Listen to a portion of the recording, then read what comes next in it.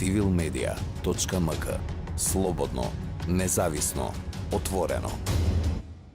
Добар ден на сите. Добро дојдовте на оваа панел дискусија. На почетокот му благодарам на Цивил, на низиниот основач Џабир Дерала, на целиот негов тим, за вниманието што ми го укажа да модерирам со оваа денешна панел дебата. Ќе биде препретенциозно ако јас во овој состав речам дека невладиниот сектор, граѓанските организации имаат мощна значајна улога во демократските процеси на општествата, па конкретно и во ова наше македонско, а дека имаат, уверен сум, ќе покаже и нашата денешна дебата. Овде на оваа денешна средба, меѓу мене се пионерите, искусни волци во работењето на невладиниот сектор, па нивните искуства и блиц анализи ќе ни ги презентираат преку собствените искуства, преку нивните лични ангажмани и посебно преку тимските искуства на нивните матични организации.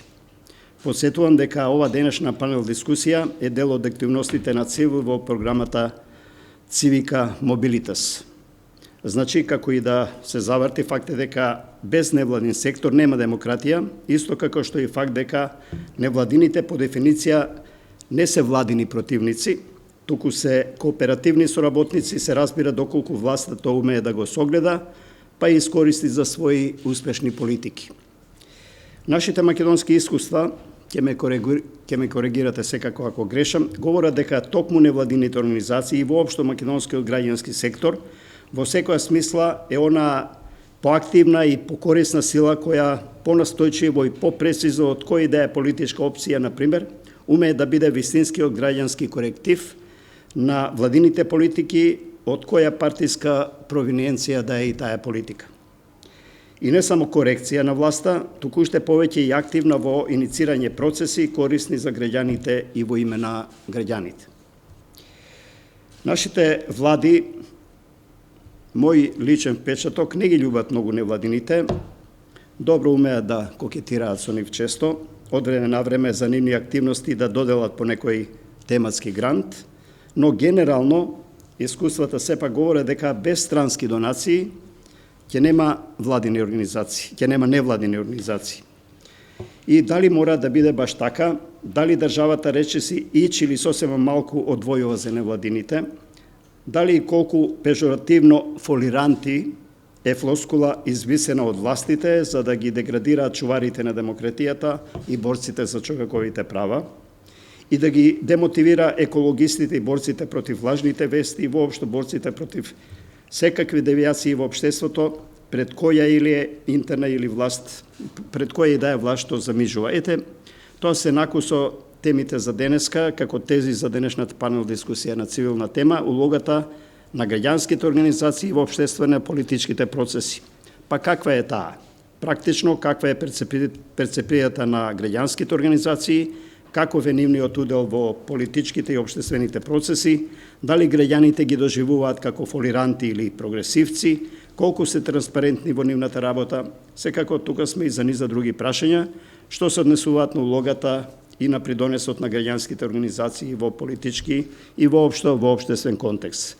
Во рамките на подготовките на овој панел, Цивил постави две прашања на Facebook страницата на организацијата и од граѓаните побара одговори за тоа што токму тие граѓаните мислат за граѓанските организации и дали ги доживуваат како фолиранти, како што понекогаш слушаме пежоративни одгласи, или пак сепак се на реалната линија и ги перцепираат како прогресивци, посебно наспроти политичките интереси на политичките чинители во државата.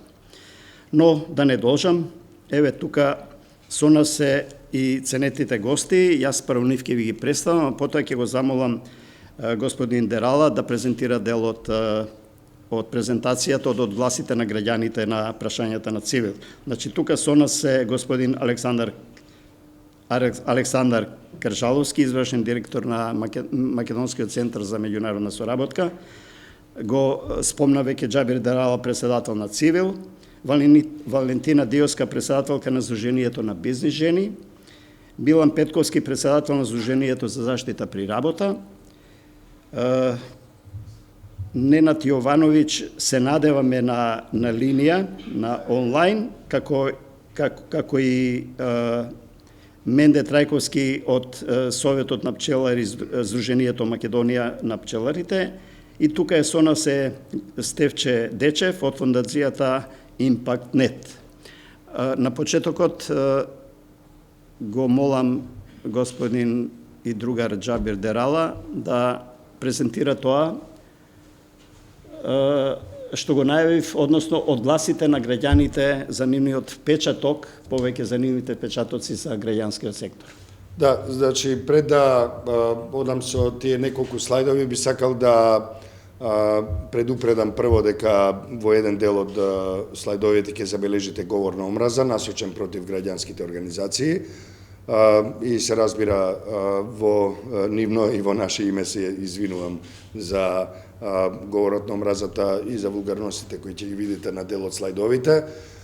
Исто така би сакал да споделам една констатација дека ова што ќе го видите сега всушност го отсликува во голема мерка го отсликува тоа што го следиме на социјалните мрежи со години наназад, така што на некој начин, како да е договорена публиката, се собра и навистина имаше и многу позитивни, и благодарам за тоа, позитивни ставови, позитивни оценки за работата и улогата на граѓанското општество, меѓутоа и, како што знаеме, низа негативни коментари. Во негативните коментари можете да забележите и еден дел од луѓето кои впрочем ги споделуваат предрасудите, стереотипите за тоа како и што представува невладина организација, меѓутоа мора да се каже дека еден дел од нив споделуваат и критики кои што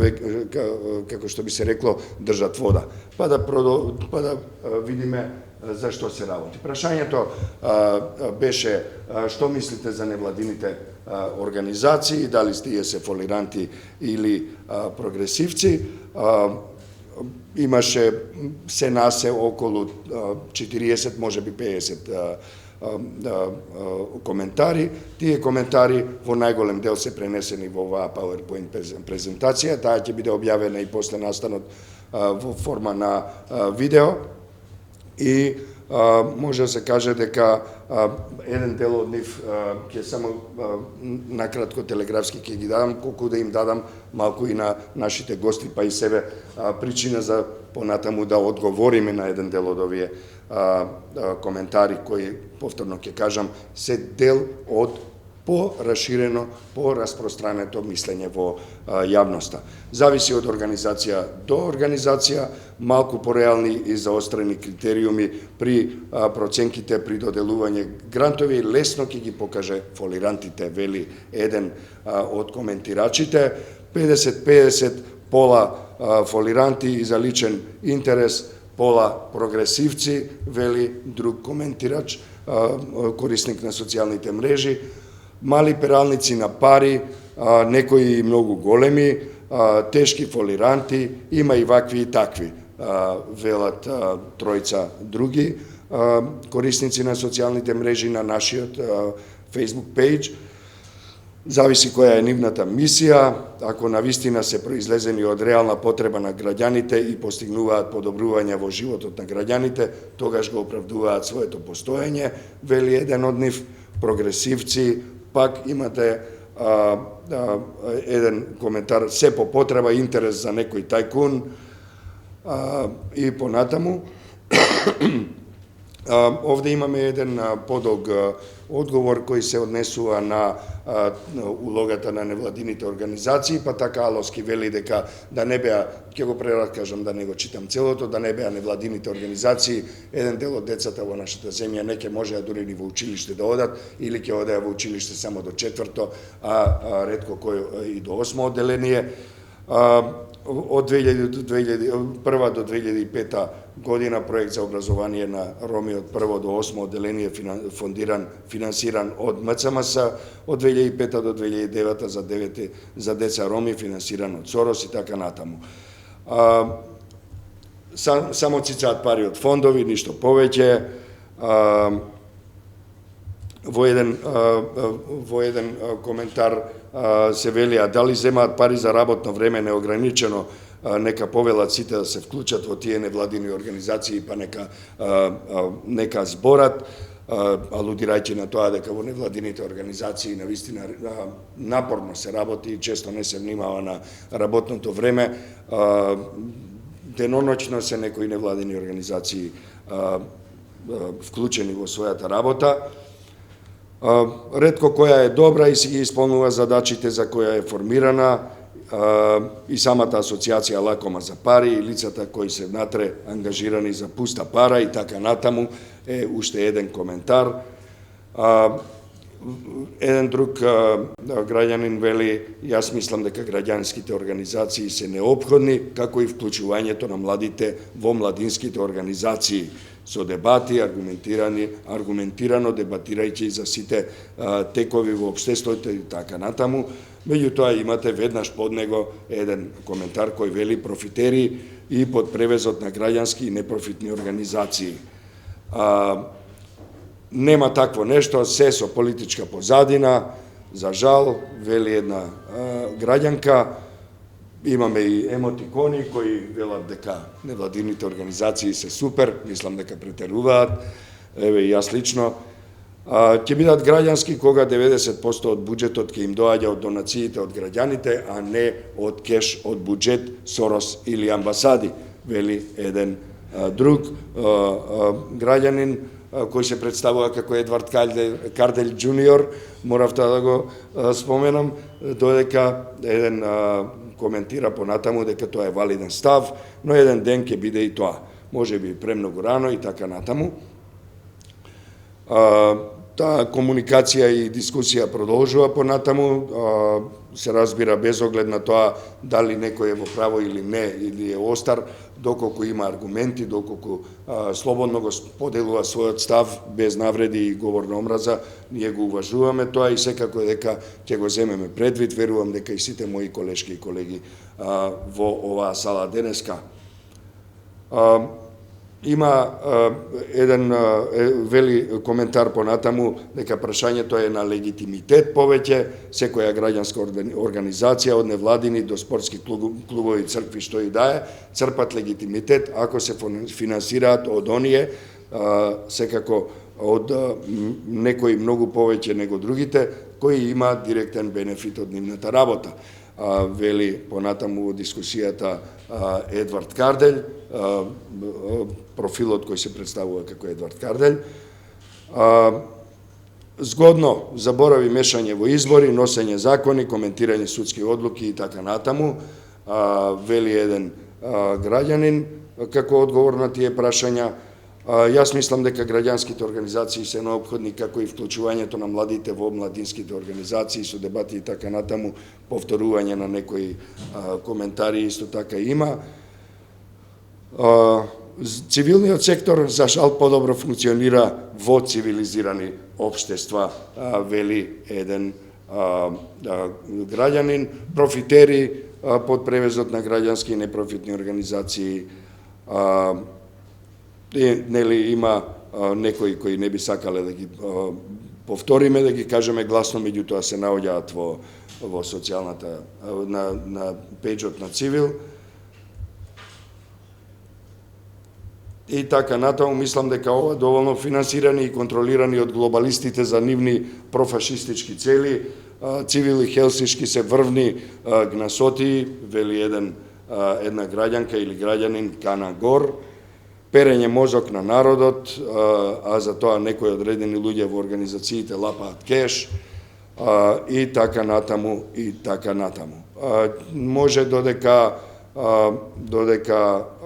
трае, додека да седнам јас на моето место и да се повика следниот гостин, може да продолжи ова презентација, секако ќе биде објавена на медиумската платформа на Цивил. Јас толку имам да кажам, ако имате прашања да повелете, ако не да продолжиме со програмата.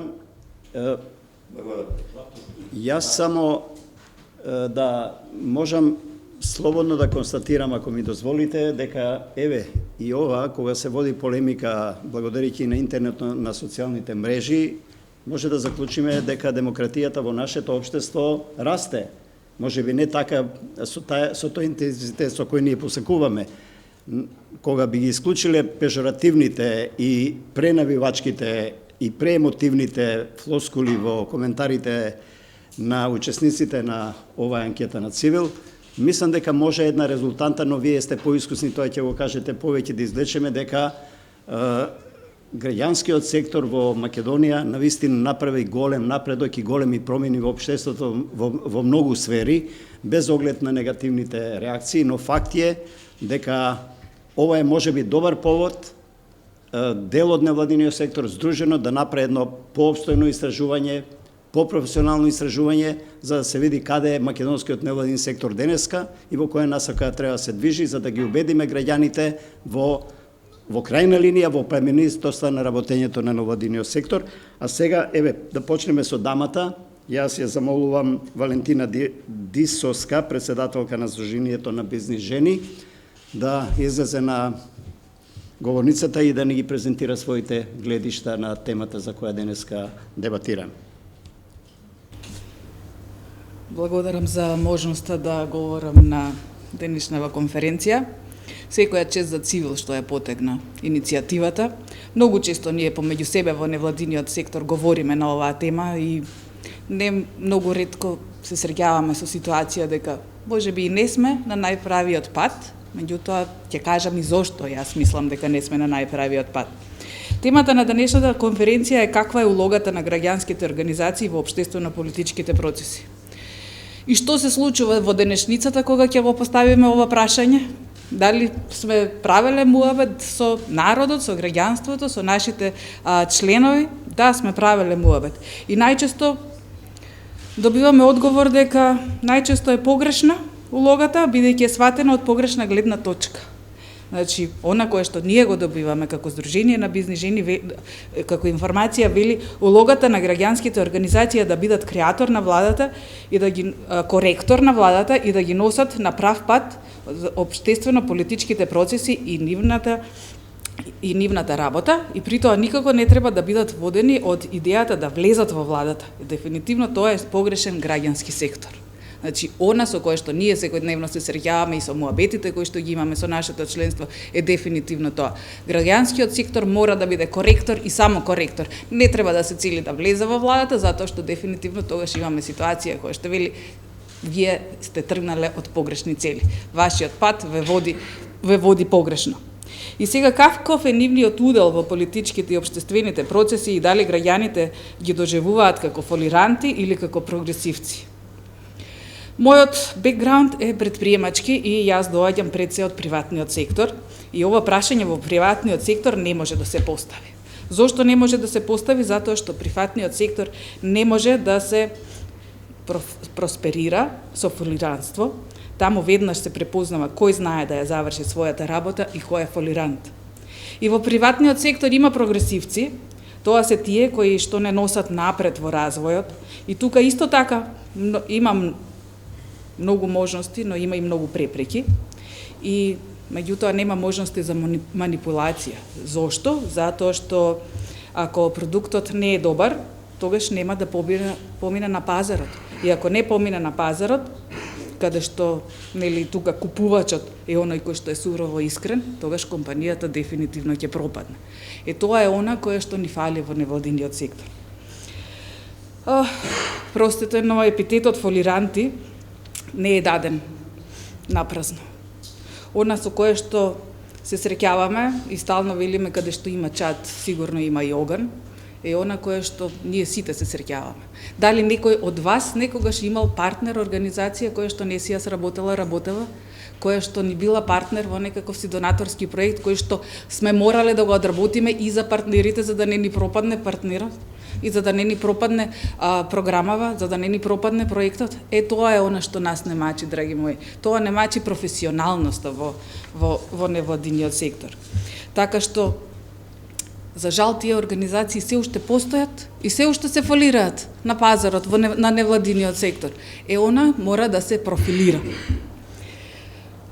И да, сакам да говорам за професионалноста, за препознатливоста, за градењето имидж, бренд на организацијата, градењето на капацитети на кадарот кој работи во организациите, секоја чест на организациите кои нудат бесплатна едукација на кадарот во невладиниот сектор. Тоа и ние многу често го правиме, но јас сметам дека тоа е многу погрешен пристап. Секој знаење треба да се плати, секоја обука треба да биде со пазарни цени, затоа што само тогаш оние кои што присуствуваат на обуки, тренинзи, ќе бидат сериозни во својата доедукација. Знаењето чини и е тотално погрешен пристап на бесплатна едукација, која пак не е ниту сертифицирана, а ниту пак има проверка на знаењето. Сето тоа е она кое што нас ни ја прави маглата во невладиниот сектор. И ова последново е страшно. Погрешно или половично едуциран кадар прави поголема штета отколку добро. И на крај, да завршам во моите 5 минути, имам уште малце време, колку од организациите имаат точно определена мисија, визија, цели на организацијата со кои што се стрикно определени, со одредена кауза за која што се залагаат. Сега да почнеме. Невладиниот сектор мора да се класифицира, мора да се направи катастар со стрикна поделба на улогите на невладиниот сектор, затоа што не може една организација со еден исти кадар да работи екологија, економија, човекови права, аграр, женски права и така натаму. Тоа е невозможно и недозволиво. Затоа што кога ќе споите делумно едуциран кадар со организации кои работат од се помалце, бидејќи нивната кауза е широка и тие работат на секое поле, токму тогаш се добива епитетот кој што го добиваме, фолиранти.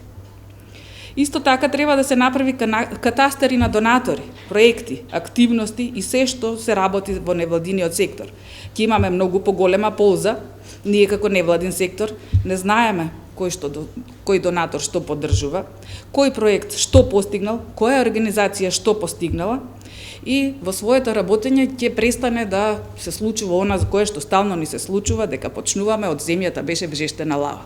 Секоја организација која ќе се воспостави не знае што постигнале веќе другите и почнува повторно од почеток и пак од почеток и пак од почеток и тогаш не креираме напредок. Кога сето ова ќе го направиме и кога ќе имаме информации кои што се апдейтирани и ќе следиме кој што работи, тек тогаш ќе знаеме за невладиниот сектор, неговиот придонес и ефективностите во политиките и општествените процеси и во придонесот на општествено-политичките процеси. Бидејќи без податоци не можеме да креираме нити политики, ниту пак општествени процеси. Мора да имаме податоци, мора да биде database driven сектор, дефинитивно, не можеме на непознавање. И бидејќи на крај немам доволно информации за работењето или на останатите организации, јас можам да ви кажам што работи Сдруженијето на бизнис жени, што постигнавме во последниве 10 години. Постигнавме да бидеме препознаени, дека треба да се работи на развојот на женското претприемништво, препознаени од граѓанскиот сектор, препознаени од жените предприемачки, кои што се нашата целна група, бидејќи нашето членство секој ден се зголемува, и препознаени од институциите кои што се нашиот партнер или пак од другата страна понекогаш знаеме дури со нив да се буткаме на рака, тоа не е едноставен процес, затоа што промените не се едноставни. Така што она што ние го работиме, се бориме за нашиот таргет, се бориме за нашите членки, се бориме да добијат што повеќе може, за да може женското претприемништво да стане дел од развојот на економијата во нашава држава. Затоа успеавме да ја направиме стратегијата за женско претприемништво, која што ја направивме заедничко со повеќе организации и со институции и влада на Република Северна Македонија. И сето тоа што значи? Тоа значи дека ние со здружување, со здружени сили како невладен сектор, со заедничка кауза, успеавме да направиме промени. И сега уште нешто да ви кажам, дека ја направивме националната платформа за развој на женско претприемништво, во моментов е отворена како платформа, ве повикувам кои сте заинтересирани да бидете дел од националната платформа за женско претприемништво, затоа што само така со повеќе организации кои што се точно определени во својата кауза и со својата цел за работење, можеме да постигнеме повеќе. Меѓутоа, дефинитивно само со професионализам. Ви благодарам за можноста да говорам. Валентина Дисовска, јас ви благодарам во името на Цивил за досегашното учество во дебатата. Благодарам за информациите што ги споделивте, за вашите ставови, за информациите што ни ги дадовте околу активноста на вашата организација и платформата што ја презентиравте. Сега ќе го замолам Стефче Дечов од фондација Impact.net да земе збор. Има ме замоли затоа што сака да замине поради неопходни обврски и има еден провокативен наслов, не сакам јас да го соопштам, повелете. Ви благодарам. Драго ми е за можноста повторно се зборува на убава тема. Пред 27 години, што се вели, како 11 годишно дете, кренав телефон и му се јавив на градоначалникот, тогаш бев 11 години, за да обезбедиме за детската амбасада, знам, можност да се присуствува на еден хуманитарен настан и градоначалникот ни дозволи автобус да имаме.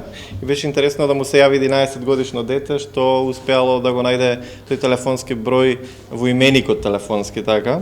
И слушајќи ги овие коментари, што Џабир ги сподели, би рекол дека само човек што никогаш не направил волонтерска активност, што не поддржал хуманитарна активност, можеби, само човек кој што не ги согледал дека нека организација обезбедиле вода, ми текнува на моментот кога волонтира во МЦМС, за низа села што се знам нада Рачиново, или само човек кој што не знае дека ако не беа зелените организации во Велес, топилницата се уште ќе го загадуваше градот, би можел да даде овакви коментари.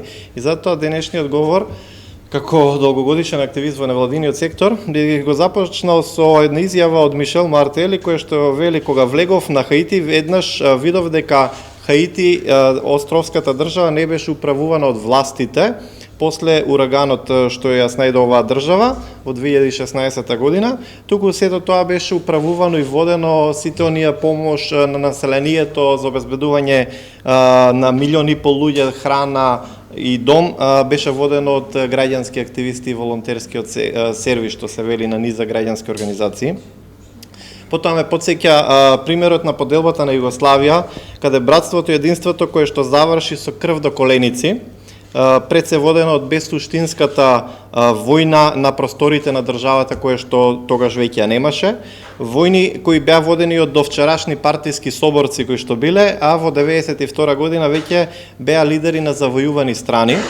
И затоа би рекол дека додека партиите разединуваат, граѓанските организации обединуваат. Точно и тоа ми е насловот на оваа тема.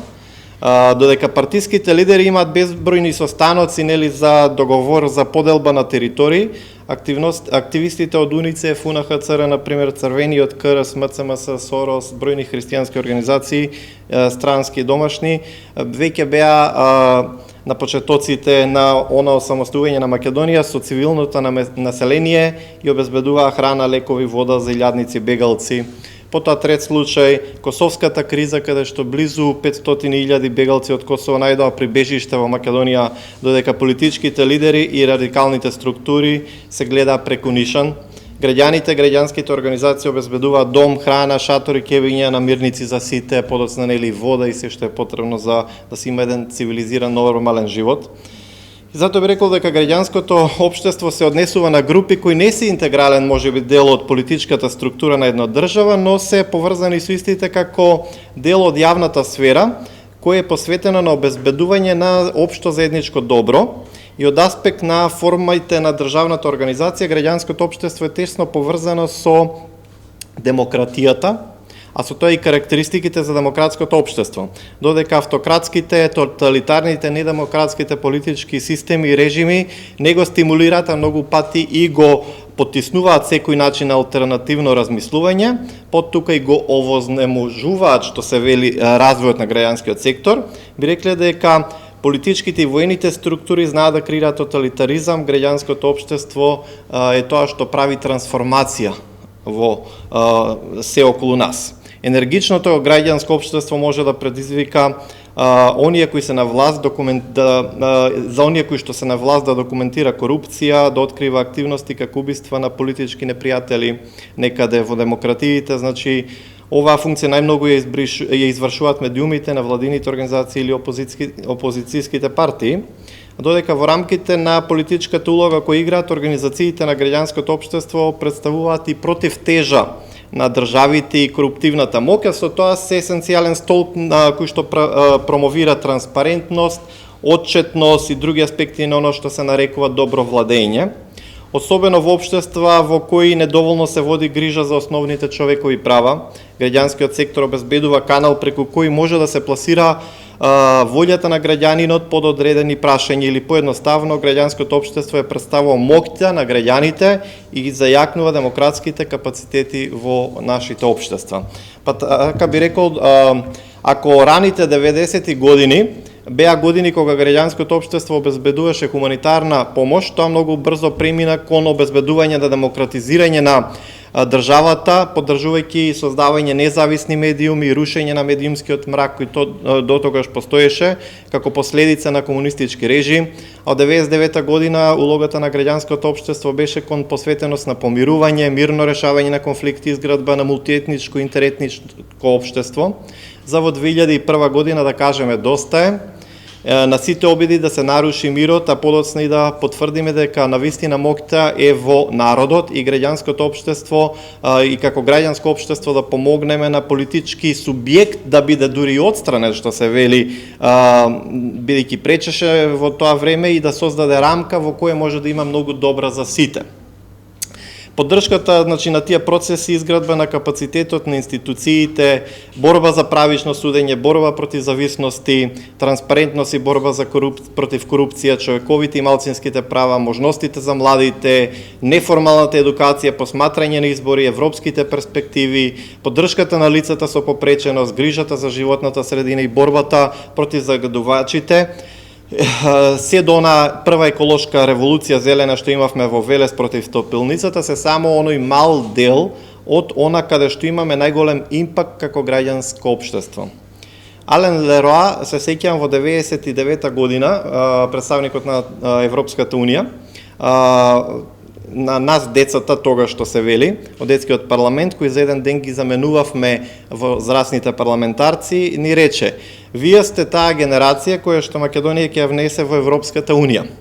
Не тогашните политичари и не политичарите, туку вие. Тогаш бевме деца, а сега сме нели пораснати што се вели, но зборовите остана да бидат реалност. Јас верувам дека надпартискиот и граѓанскиот момент може да биде решение за нашето поделено и спартизирано општество.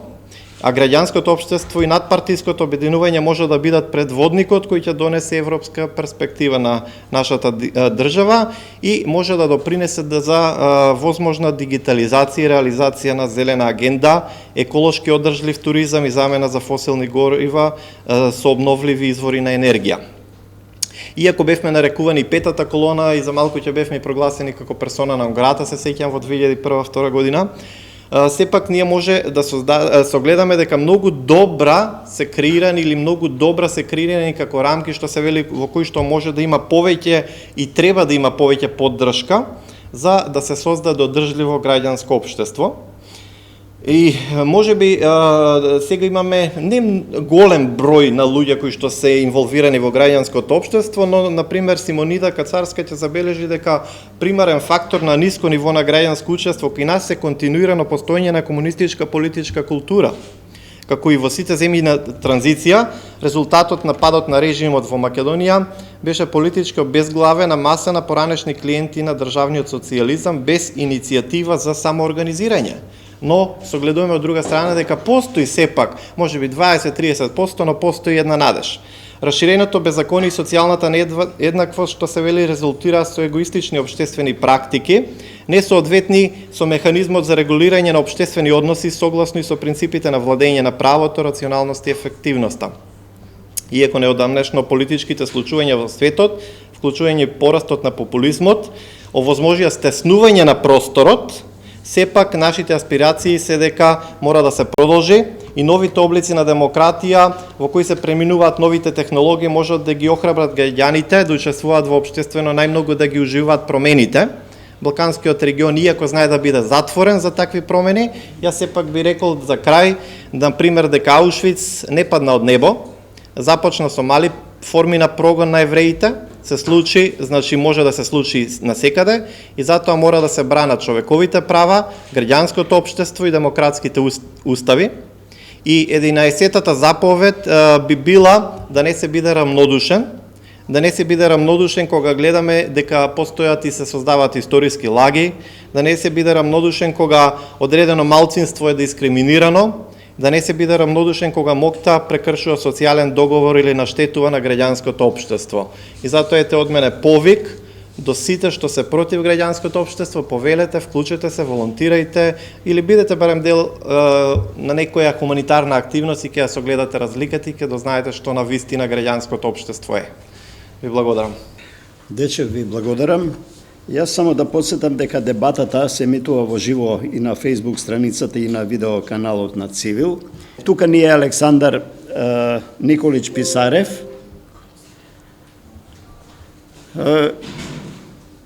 Го повикувам да се обрати во рамките на дебатата и ќе биде љубезен да ми дозволи да го прекинам за своите искуства доколку воспоставиме линија со нашите гости што ни се предвидени за дебата, а Александар Николич Писарев не треба посебно да ви го представувам. Се ни најави дека ќе ни соопшти една интересна, може да во наводници да ја наречам приказна.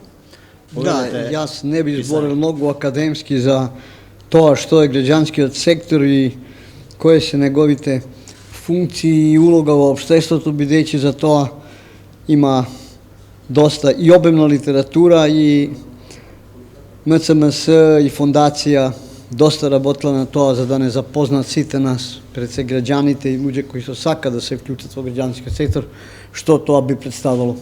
Јас би само сакал накратко во тие мои 5 минути да кажам колку може граѓанскиот сектор да влијае на промените. Од лично искуство, односно од искуството на организацијата во која сум, тоа е форум кој што постои 20 нешто години, вие добро знаете. Низ еден пример каде што тргнавме од еден реален проблем на граѓаните во Македонија, тоа е функционирање на местна самоуправа во рамките на оние промени кои што се заговарат, нели, викаме реформи и така натаму, како еден од многу важните сегменти во реформа на локалната самоуправа. Малце изгледа можда проблемот конкретен за кој сакам да зборам, тоа е за Велешкото село Башино. Изгледа малце морбиден, меѓутоа кога работевме на територија на цела Македонија и сакам да кажам дека тој проект беше награден, еве го тука е господинот, нели, од Цивика, како еден од најдобрите во тој период 2017-18 година.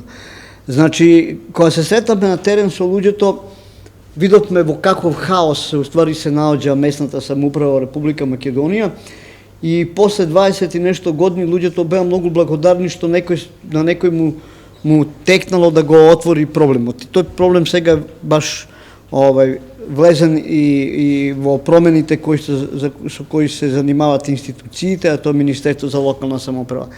Имено како проблем има жителите со пробивање на аутопат, селските гробишта на селото Башино беа одсечени од селото.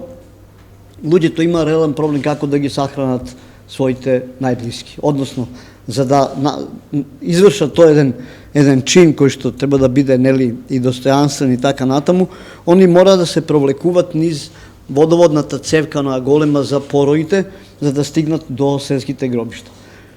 Не ми се веруваше кога ми го објаснува, а тоа и барав на лице место да видам, тоа беше стварно нешто што е непомњиво во цивилизиран свет, на таков начин треба да се прави.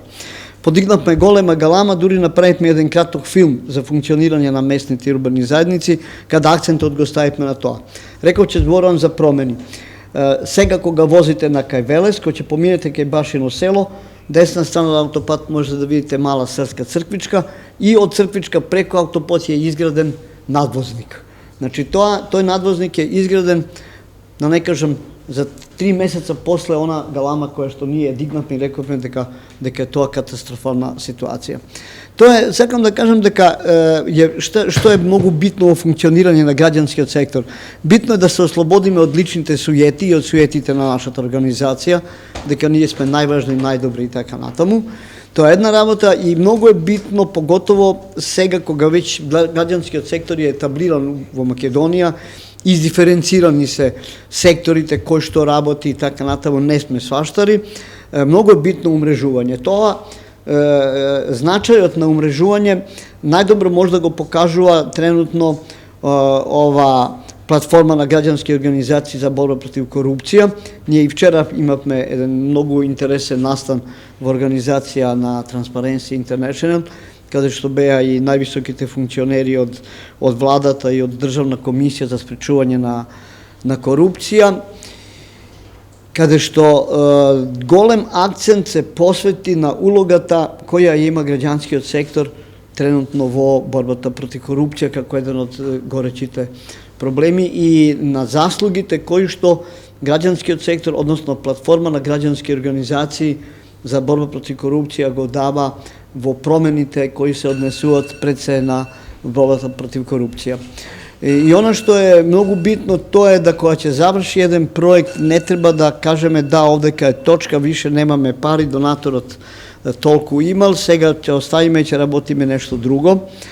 Управо сега работам во еден дел, во јужниот дел на Македонија, со луѓе кои што беа активно вклучени од терен, од местните и урбаните заедници во таа територија, на некакви, да кажеме, планинарни подготовки и предлози кои што треба да бидат имплементирани во новиот закон за локална самоуправа, кој најверојатно во догледно време ќе мора да се менува, и каде што све она што ние го забележавме на терен како проблемите, тоа се однесува пред се на правниот статут на местните и урбани заедници, веројатно дека ќе биде внесен во новиот закон. Ви благодарам, мислам дека бев во рамките на мои 4,5 минути. Го немам овде. Писарев, благодарам. Еве, и приказната, колку е да е пријатна, непријатна, со надвозникот и со одводната цевка, е на некој начин дел од одговорите на пежоративните коментари на учесниците во анкетата на Цивил. Јас сакам сега Милан Петковски да го повикам, председател на Сдруженијето за заштита при работа, да не ги пренесе своите искуства од активноста на неговата организација и на неговите соработници во организацијата. Ви благодарам многу за пред се поканата да учествуваме. Би рекол за граѓанскиот свет една вака значителна дебата, каде што би континуирано афирмирале потребата за постојање на тоа граѓанско општество, кое би било граѓанско општество за сите, отколку, например, граѓанско општество кое го перцепираат многумина како одделни кружоци кои екзистираат сами за себе, самодоволни и за потребите на одредени цели.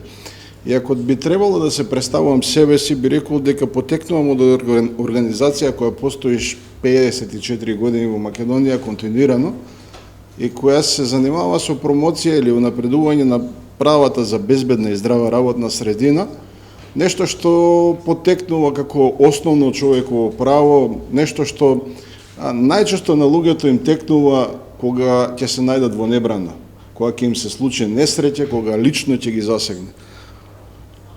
Ако би требало да го сумирам мојот животен век во граѓанскиот сектор, би требало да речем дека почнува некаде во 97 година, каде што активно се приклучувам на организација уште како студент и дека работам на многу случувања во општеството, во регионот, каде што беше бегалската криза во поранешна Југославија, работев дури активно во делот на приемот на пречекот на бегалците на Блаце, работев во проекти кои беа директно поврзани со водовод и снабдување низ Македонија, но на што се посветив како професионалец, бидејќи тоа ми е вокација, инженер за заштита при работа, се посветив на, би рекол, човечната идеја дека секој од нас заслужува да биде човек на своето работно место.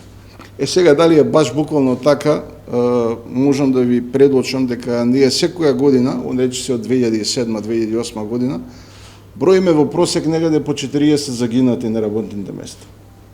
Нешто што голем дел од државните институции, нашата администрација останува глува или да искористам еден нивнен во онака тет-а-тет контакт, не биде субверзивен елемент на општеството, не ја оцрнува и државата со тоа што ги прикажуваш овие бројки.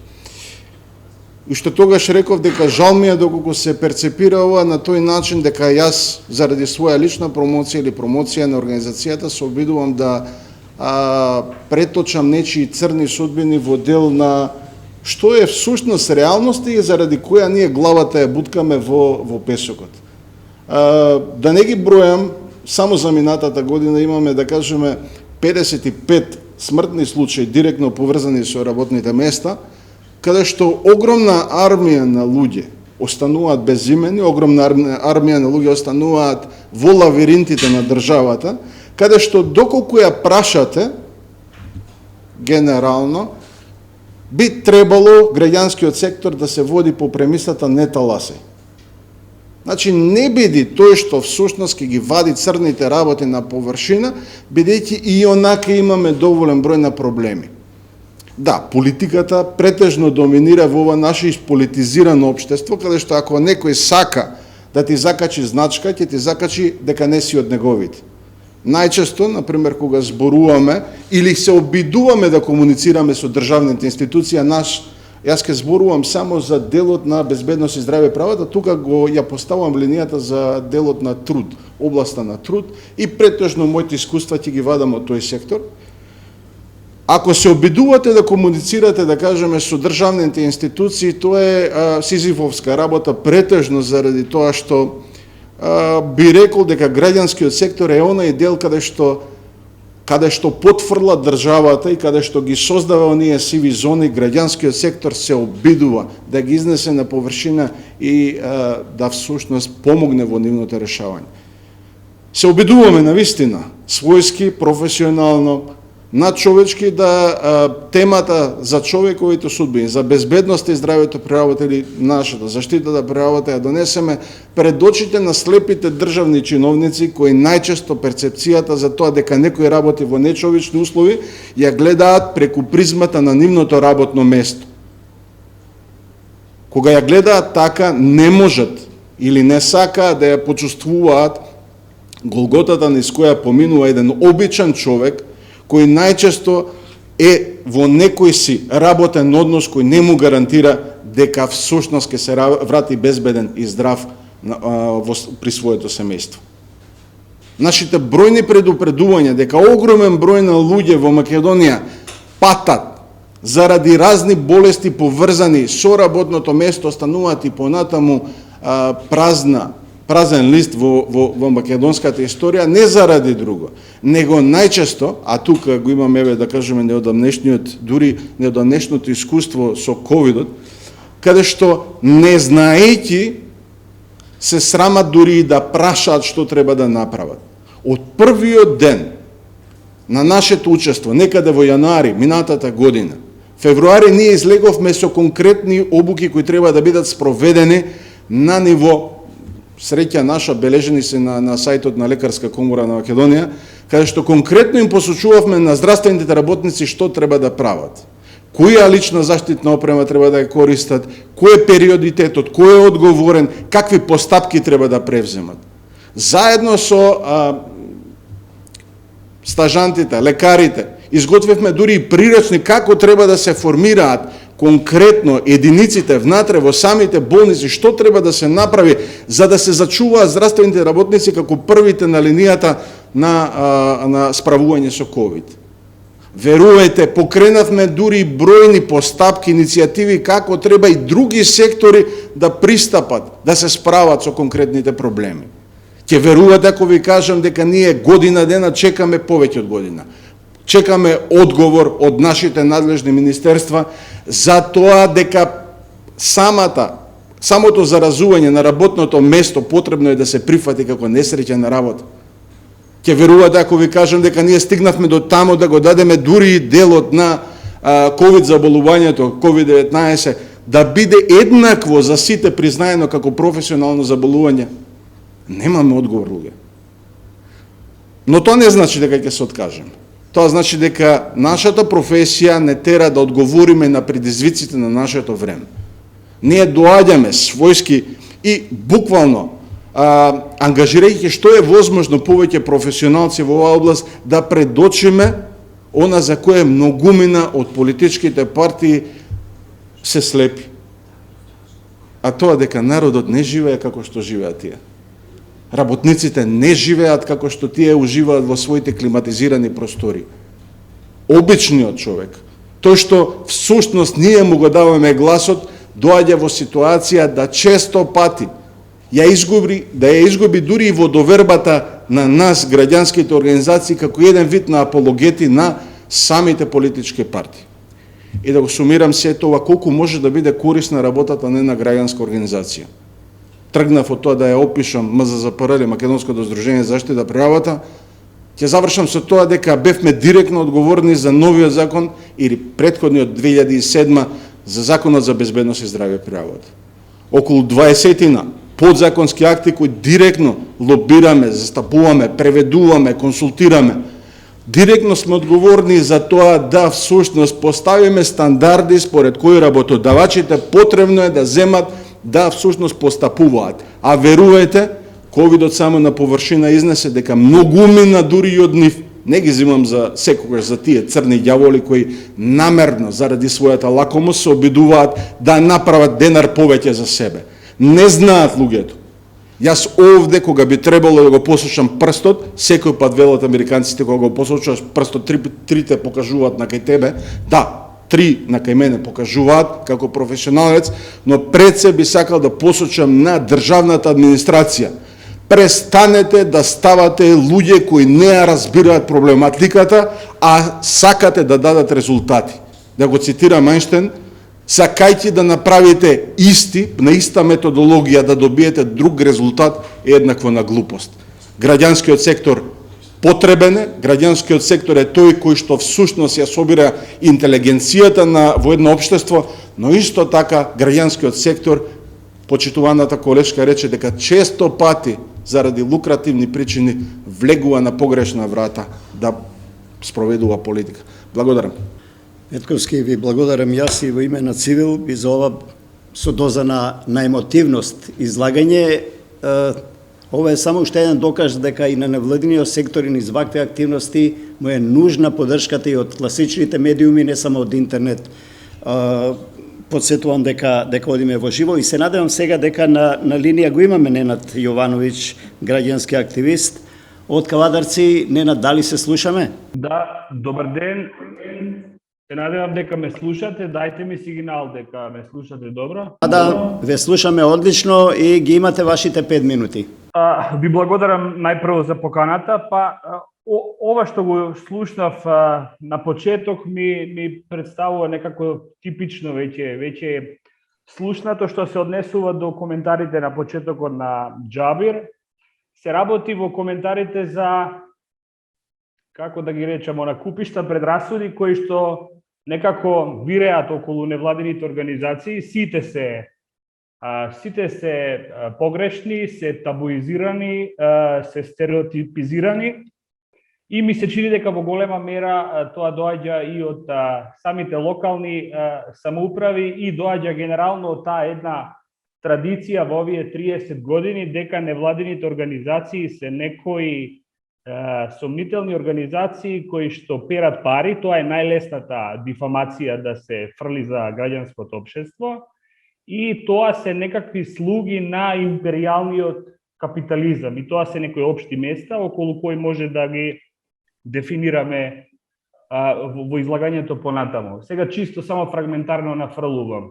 Не ми се допаѓа кога граѓанското општество се карактеризира за сектор, бидејќи ако е сектор се работи за некаков парцијален диск или се работи за некоја мала теснена група околу која ние си бркаме работа. Не, јас сум на ставот дека сите ние сме дел од едно граѓанско општество.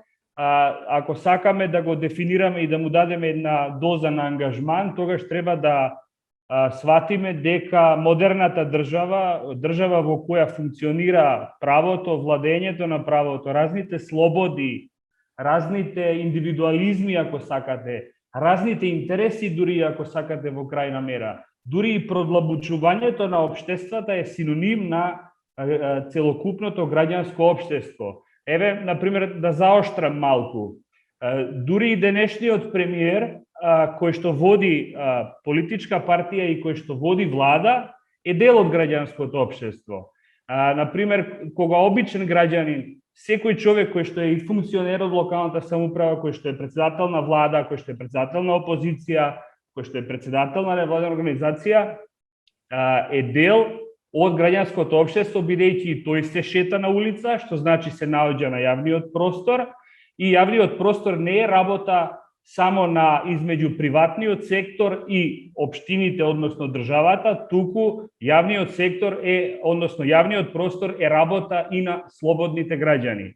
Да влезам малку во созрецание историско и да кажам дека граѓанското општество во огромна мера во 20 век допринесе да падне еден, да речам, тоталитарен свет, еден блоковски свет и да продре некаков плуралитет, да продре некаква плуралност, некаква раздвиженост, некаква фузија.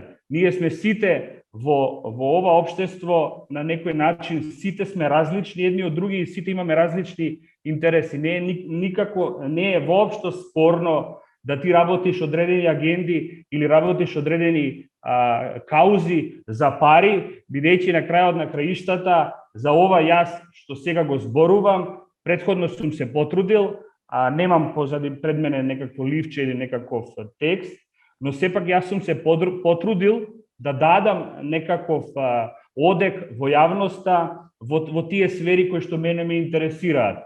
Да конкретизирам, Уставот односно во 2012 година ние во Кавадарци оформивме невладена организација и видовме дека Уставот на оваа држава ни гарантира слободно да се здружуваме и слободно да делуваме.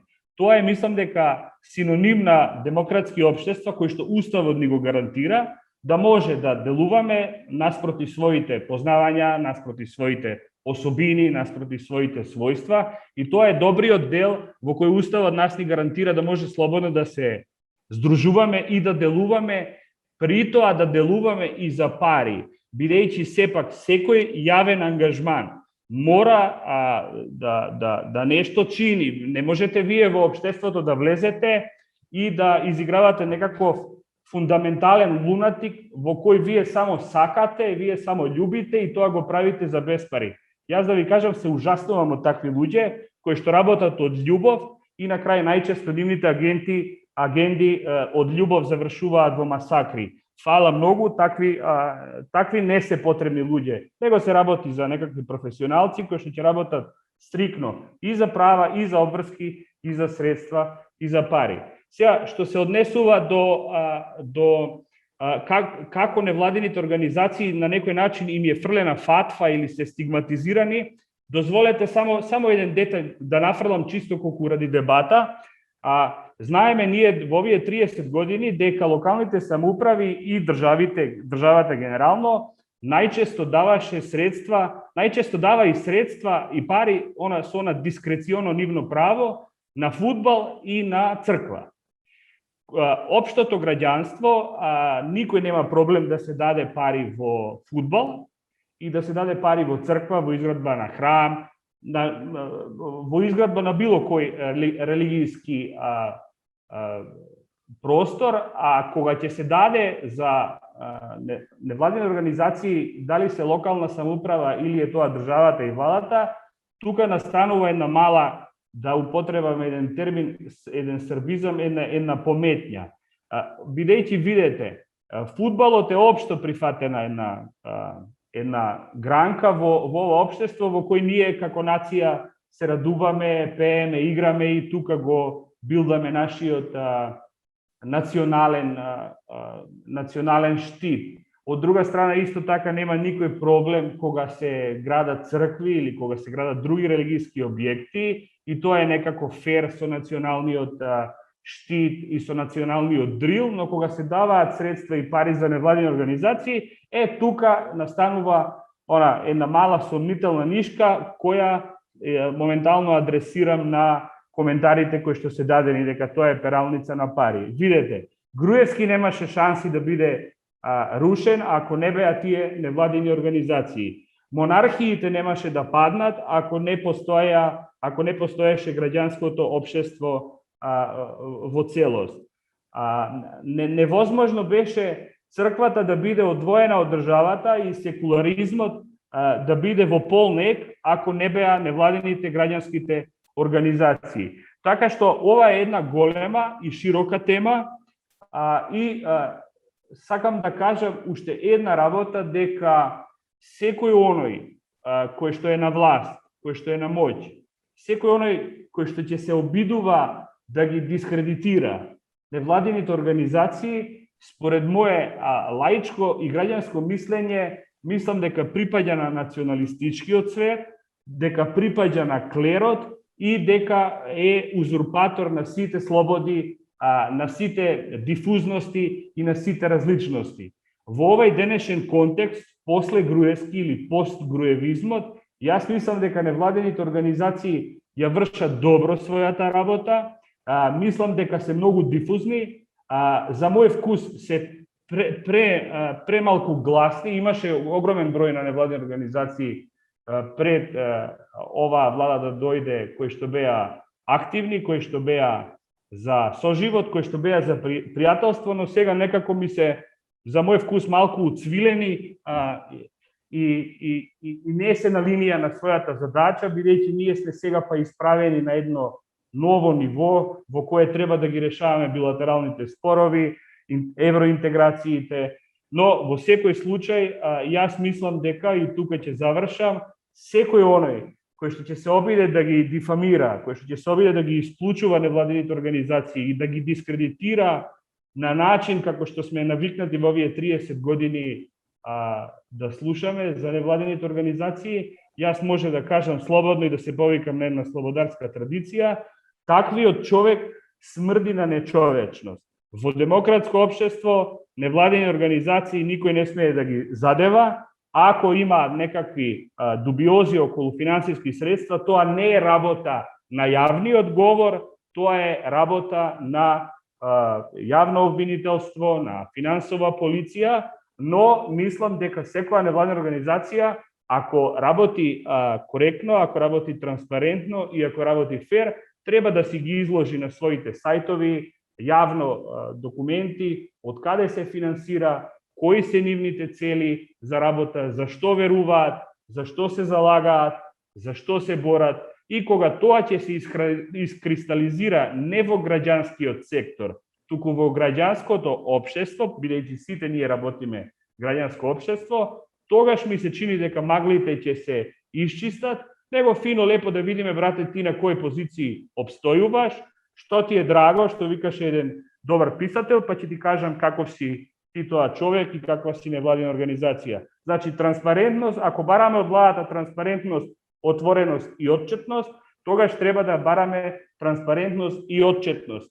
И за фудбалските средства кои што се одвојуваат од локалната самоуправа во фудбалот, да бараме транспарентност и отчетност од локалните самоуправи во градење на цркви, но и во тој плаш треба да бараме и транспарентно и отворено граѓански невладини организации кои ќе си ги објават своите финанси, своите средства и на крајот својот импресум да видиме кој за што се залага. И тука веќе ќе имаме многу јасно искристализирана поделба на добри невладини и лоши невладини организации. И тука се извинувам малку одолговлечив и ќе завршам. Доволно е само да се пуштат луѓето и представниците од невладините организации да зборуваат.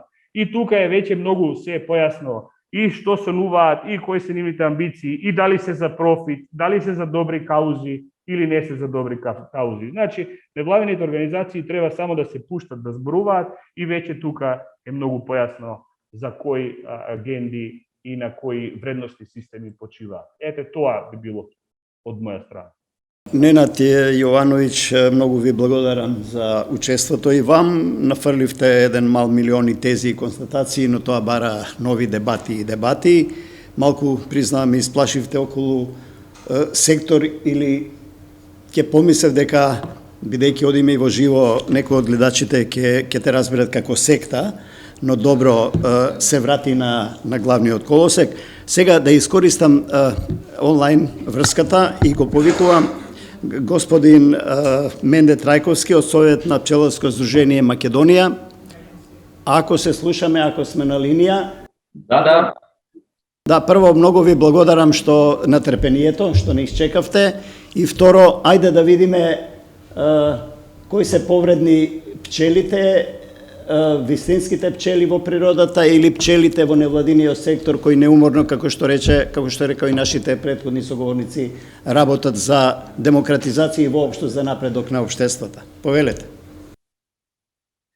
Пред се ви благодарам на можноста да се обратам и пожелувам успешна работа на конференцијата и честитки за Цивил.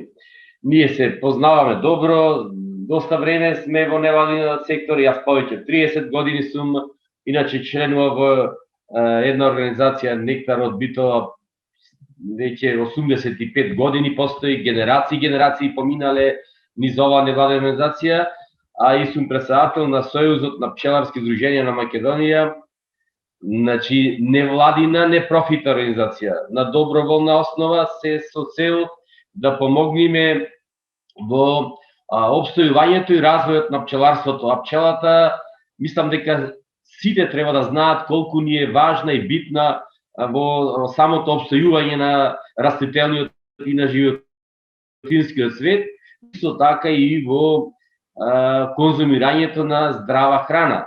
Ние токму во тој правец, за тоа постоиме, работиме, лобираме, застапуваме како чадар организација.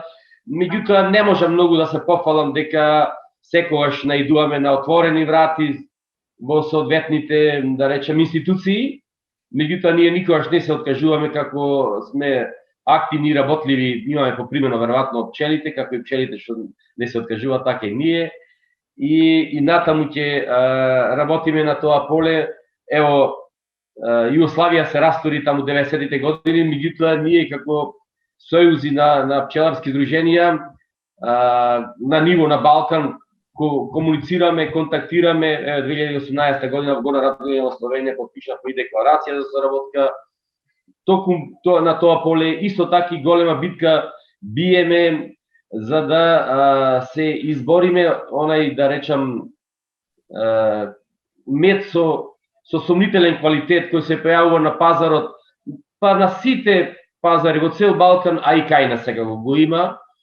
Тоа ни е и нелојална конкуренција и нас, меѓутоа и штета, да речам, не е вид штета, зашто сепак граѓаните не користат права здрава храна, даваат доста финансиски средства како да е тоа со добар квалитет.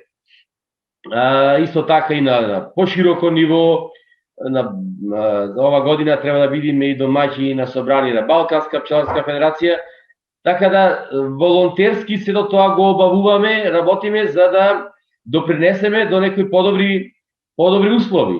Значи, и мислам дека треба, повторно ќе речам, треба да има поголемо внимание, да не дојдеме до тоа ниво, да се организираме, да направиме некои си протести, па после тоа да биде слушнат нашиот глас. Мислам дека не смеат институциите, соодветните министерства да се доведуваат до таа ситуација.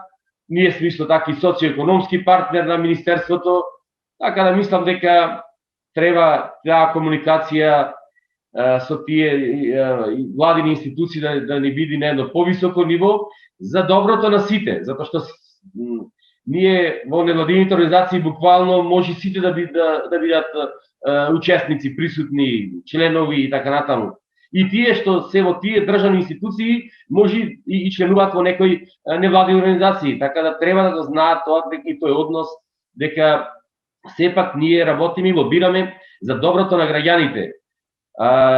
Некој од дискутантите спомена е дека ако не се проектите од разни странски да речам, донатори, може би потешко би функционирале.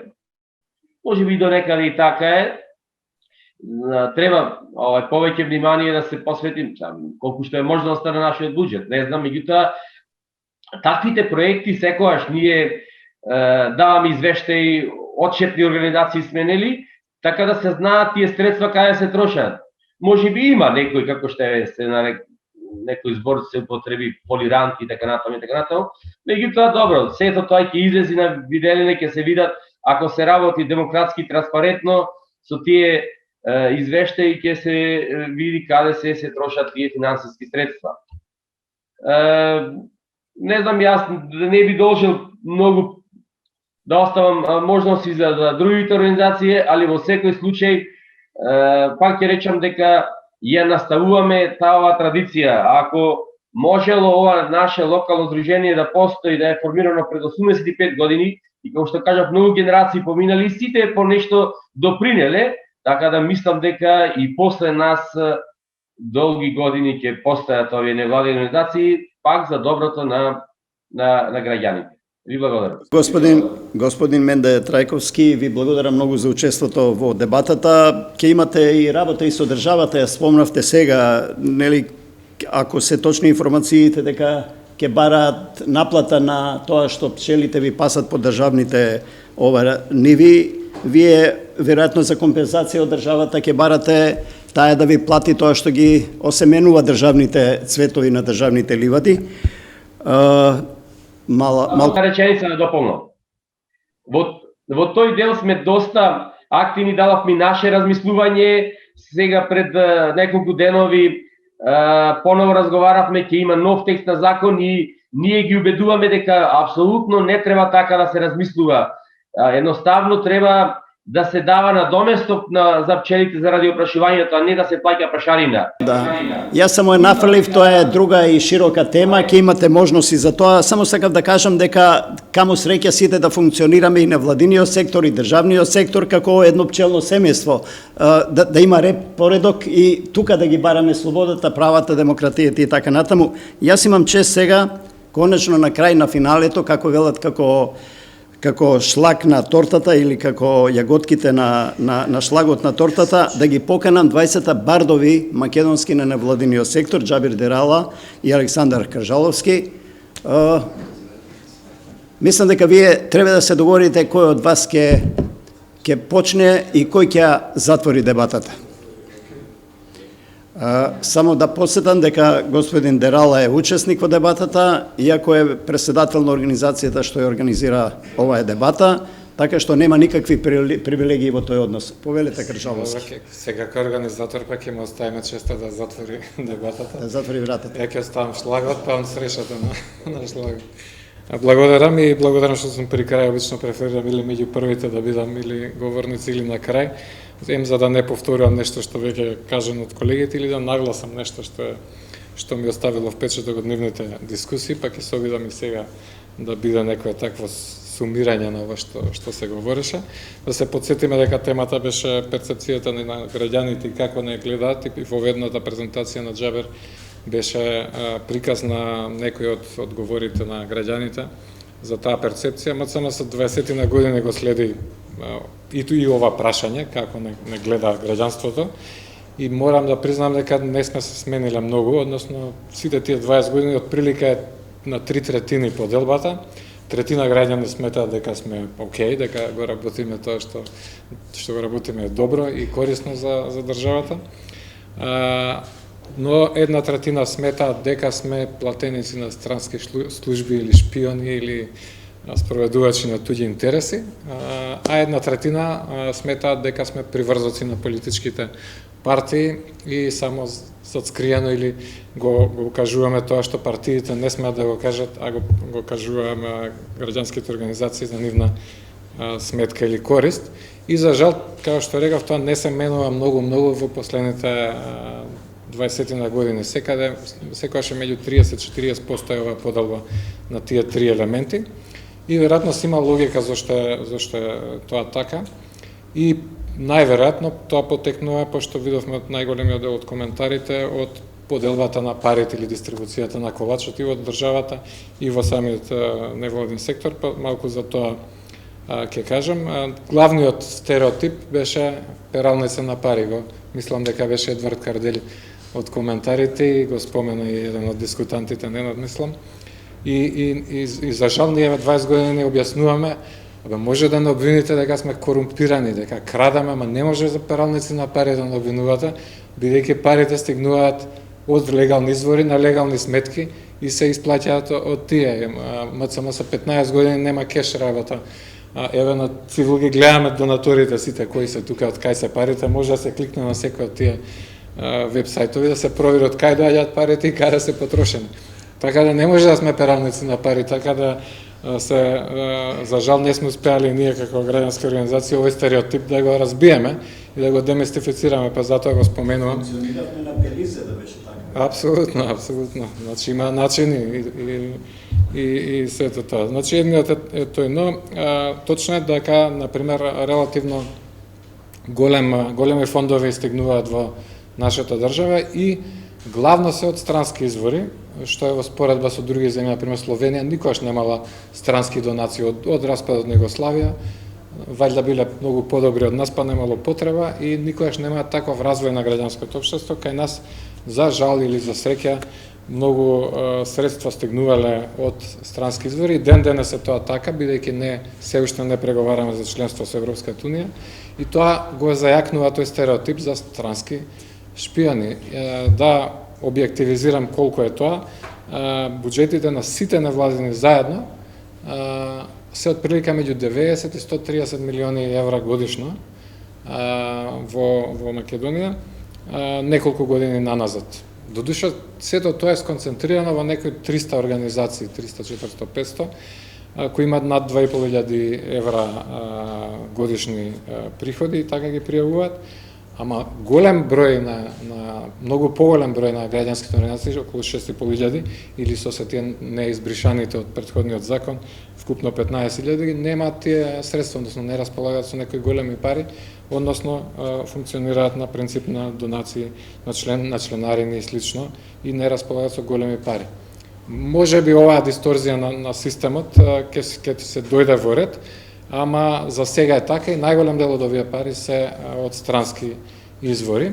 Ако не се смета дека тоа се двојно сметање, бидејќи кога ќе стигнат до МЦМ се ние ги канализираме до други организации, се сметат и кај нас и кај таа организација, така да реалниот е веројатно меѓу 50 и 70 милиони евра, што на некој ќе му се види како многу пари, затоа овие стереотипи се одржуваат. Од друга страна, за споредба, целиот придонес на Европска унија кон Македонија, со ИПА фондовите, е околу 70-80 милиони евра. Значи, фактички невладините придонесуваат, односно граѓанските организации, во сличен обим, ама Европска унија се гледа како голем донатор и како многу поддржувач на развојот на Македонија, а ние не сме тие. Со истиот тој обем на пари, веројатно слично или и повеќе корисни работи што сме ги направиле за државата. Ги спомена некој МЦМ со 262 водоводи има финансирано од тие пари, така да е видлив развојот или придонесот што сме го направили. За жал, тие извори се премногу странски се уште и затоа е таа една перцепција, би требало да е обратно. Од тие сите пари само околу 10 милиони евра се од државниот буџет. За споредба, у Србија, нели, каде што е диктатура, Вучич и слично, 120 милиони евра е државната помош за граѓанскиот сектор таму. И пак нели не чини Вучич, а ние големите демократи само 10 милиони. Са Србија поголема, ама 12 пати не е поголема. Хрватска има 230 милиони евра. Ај ке речете дупло поголема е Европска унија пак. Словенија е исто колку нас, а има 300 милиони евра. Значи тука има голема дискрепанца и мислам дека тоа кога ќе почне да се менува, да државата разбере дека треба да го финансира самата развојот на граѓанскиот сектор кај нас, а не да остави на странци, ќе почне веројатно да се менува и стереотипот за странски шпиони. Дали ќе се разбие приврзоци на политички партии, така ќе видиме кога ќе дојде таква ситуација.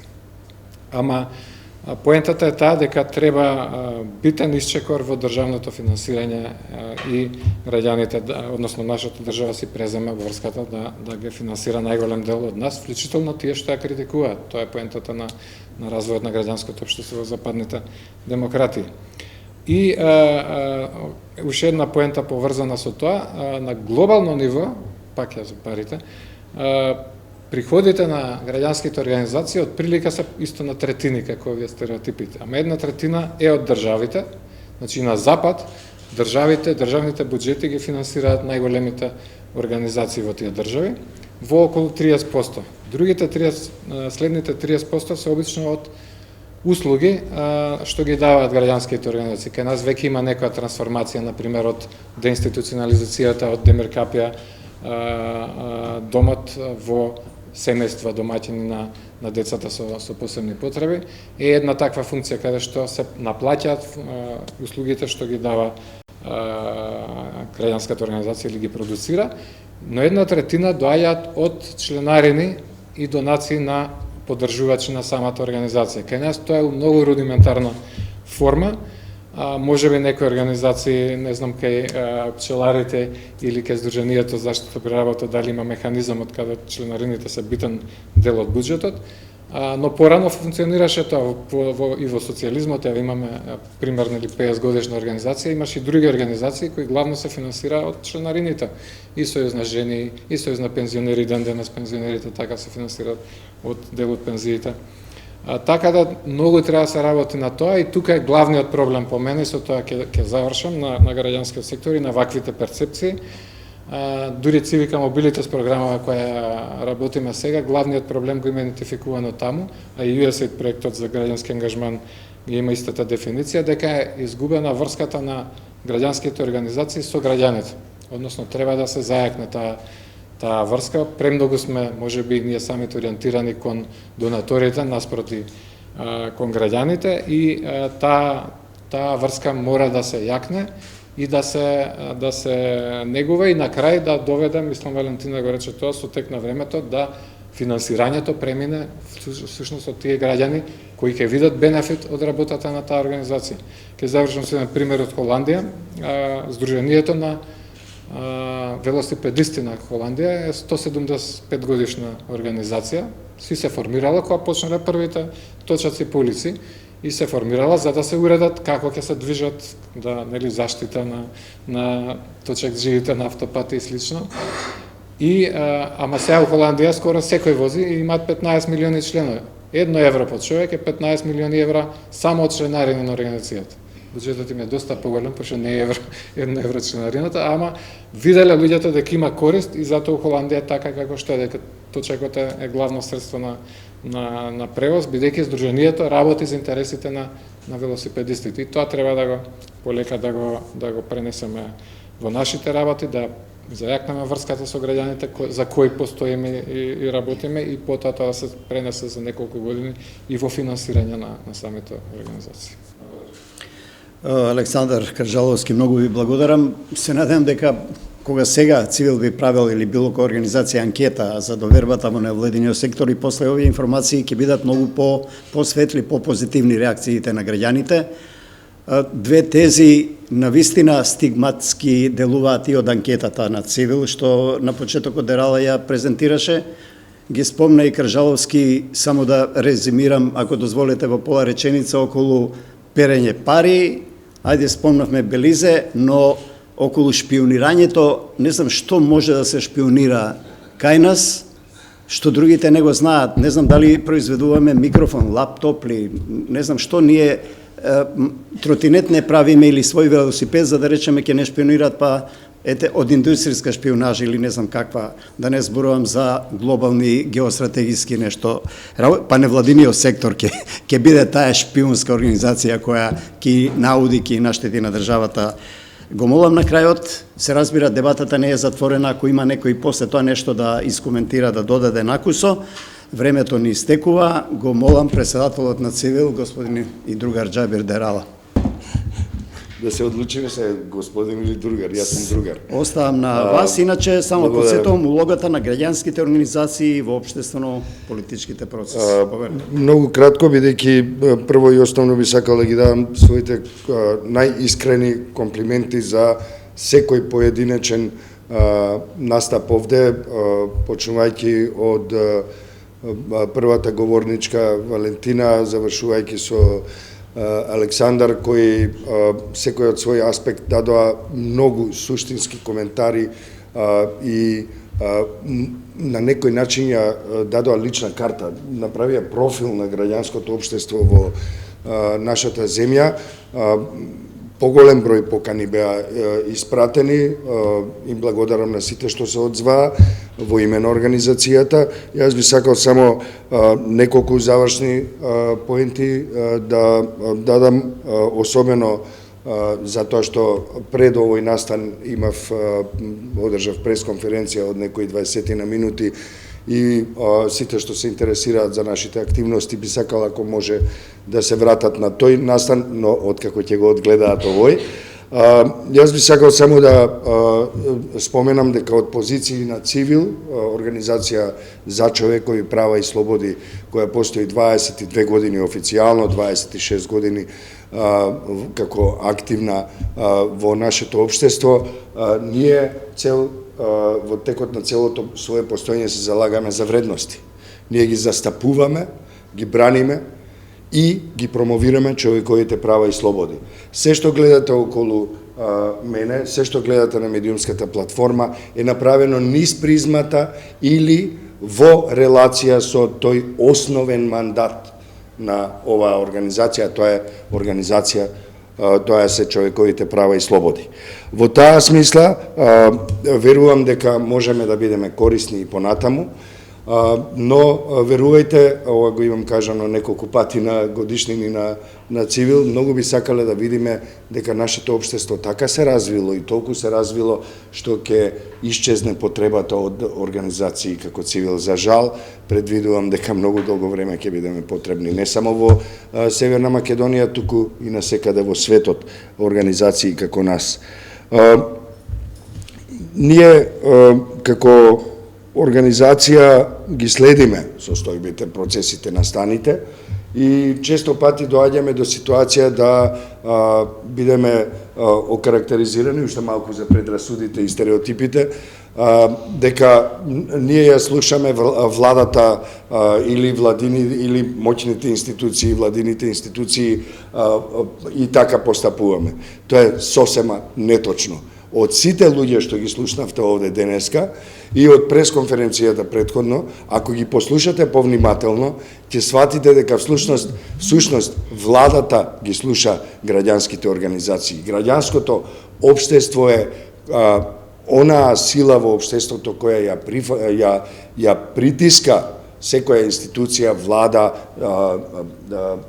самоуправа на локално ниво, други центри на моќта и на влијанието, да се коригираат во своето однесување. Дали се работи за бизнис секторот, дали се работи за владин сектор, администрација и така натаму, граѓанското општество е тоа кое го наметнува темпото на развојот во една земја. Политичките партии се разбира дека се многу моćни во нашето општество и во општества слични на македонското општество, меѓутоа наше е да се бориме за освојување на тој простор во општеството. Политичките партии во најголем дел ја имаат партизирано не само државата, туку и општеството.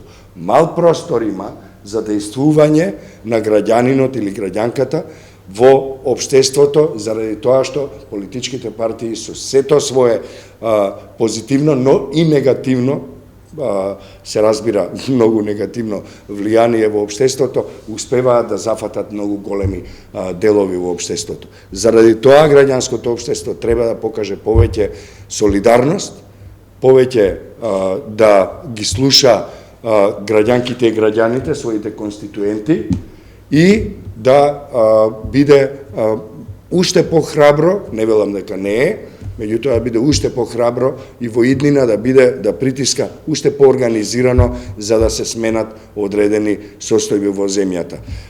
Ние како организација би сакал само уште ова да го спомнам, во изминатите веќе не знам колку години се залагаме за умрежување на граѓанките и граѓаните и на невладините организации за да се справиме заеднички како општество со хибридните закани против демократијата. Во таа смисла ние избивме меѓу првите 10 организации во земјата кои служат како место од каде што луѓето можат да се информираат за тоа што се лажни вести, што се дезинформации, говор на омразата и исто така како да се справат против нив. Во секој случај, во иднина ќе продолжиме со уште по сериозни напори да ги надминеме тие состојби, но исто така и да ги промовираме најубавите нешта кои се во нашите организации, во нашите мисии и мандати. Во таа смисла сметам дека најголемата, највлијателната сила во едно општество всушност се граѓанските организации, а не другите. Мораме да го искористиме тој потенцијал. Благодарам. Благодарам Џабир Дерала. Благодарам на сите 8 активни учесници во денешната дебата на тема улогата на невладиниот сектор во општествено-политичките процеси. Благодарам на сите што не следеа во видеоврските на Facebook и на YouTube каналот на Цивил. Посебно му благодарам на целиот тим на Цивил за организацијата на оваа дебата и до гледање, до видување до наредната. civilmedia.mk. Слободно, независно, отворено.